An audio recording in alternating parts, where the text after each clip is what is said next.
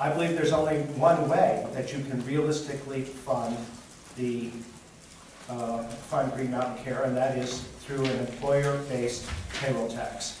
Now, you can have the rate a little higher or a little lower. You can have some additional taxes, and I do here.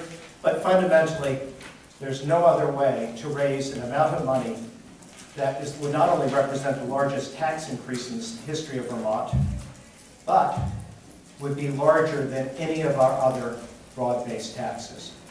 The plan that I put forward tracks the Act 48 report, and it would raise a little more than $1.6 billion.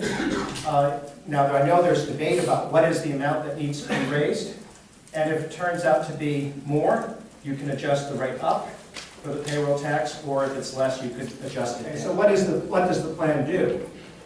It imposes an 11% tax on employers. The next part of it is a 2% payroll tax on employees. From a tax efficiency point of view, the whole thing ought to be paid by employers. But this at least mimics the present system. That obviously is a debatable point. Maybe you'd want to put it all on the employer, or maybe you'd want to adjust the percentages. What I propose is that there's a 10% tax on non-wage income, which is not defined the same way as is defined by the IRS, although that is a significant part of it, which is to say dividends, interest, rent, capital gains. But it would also include, for example, wages from out of state. This bill caps the payroll tax at $113,000 per person, and the tax on non-wage income at the first $113,600 per tax return.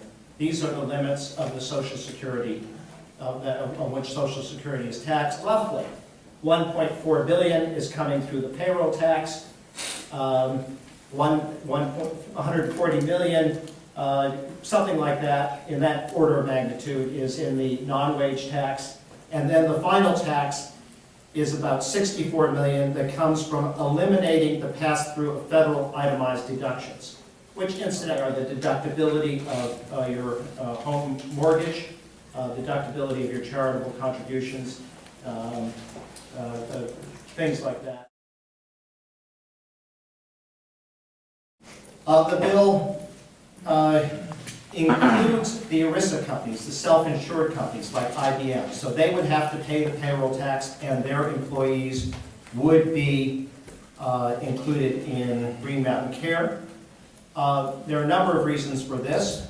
The first is that the legal advice that I've received is that under the ERISA Act, the federal law, you cannot favor or disfavor an ERISA company. So you can't have one tax that applies to all companies and then not apply to ERISA, even though the ERISA companies would be maybe an advantage. That's just not allowed, one way or the other. The second reason I would include them is if you exclude them, then you no longer have a universal, publicly financed healthcare system, government-sponsored. Without those companies and their employees, the whole Green Mountain Care system, in my view, is not financially sustainable, because these companies are the companies with the highest wage employees. Some would say they also have the healthiest employees. I just want to be explicit about who's in and who's out. Since in the three categories of employees, I'm thinking of our state employees, municipal employees, and teachers. They would all be rolled into this same system. Absolutely.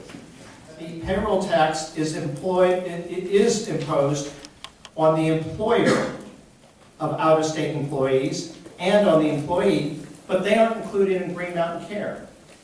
Now, it is a debatable point whether you needed to have an out-of-state employee pay the 2% employee share, but you absolutely have to have the employer pay the 11% employer share, because otherwise, along the entire border, a New Hampshire employee would be 11% cheaper to hire.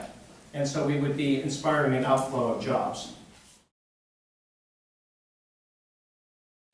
If you went to an income tax and you had it as a flat tax, you would start, the lowest bracket would be 19.5%, and it would go up to a top rate of 24.4%.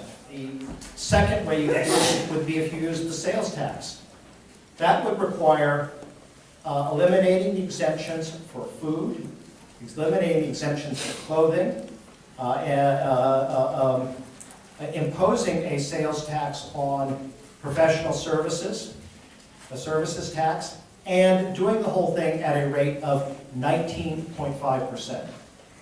Again, whatever we do pass, if we pass something, it will look substantially like this bill. Not because I'm a smart guy, but because there really is no other way to do it.